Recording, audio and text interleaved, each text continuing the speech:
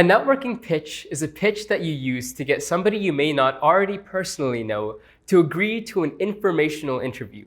The pitch can be delivered both online, for example through email, or in person at events or info sessions. So you've picked your target. You know who you want to add to your personal network, but the job still falls on you to go out there and win them over. What you need is a great networking pitch that will get you an informational interview. Our role here at Speech Dojo for networking pitches is to be clear and concise. Let's go through the 3 parts of a great networking pitch. First, include any relevant information about yourself. Things like your major, graduation year, as well as your current career interests and how it may be developed. You may also want to briefly mention any unique skills or experiences or accomplishments that make you more memorable.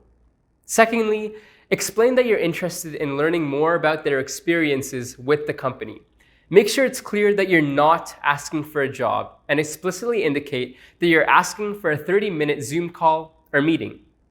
Finally, end with a question.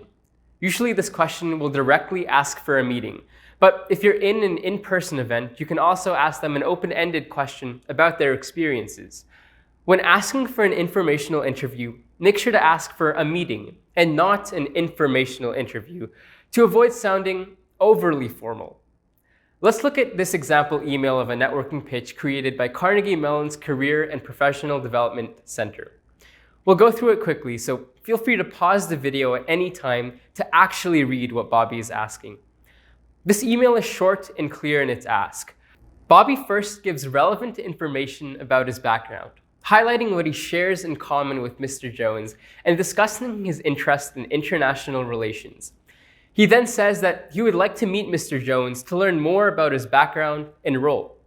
Finally, Bobby asks Mr. Jones what time and place works best for him. Something that Bobby does extremely well in this email is being flexible. By indicating his availability to meet in person or by phone whenever Mr. Jones is available, he makes it easier for Mr. Jones to say yes. When you make your networking pitch to potential connections, remember that it is perfectly normal for people to say no, and sometimes not even respond at all. Don't be afraid to follow up if they don't respond within 1 week. And if you don't hear back after 2 follow-ups, feel free to just move on.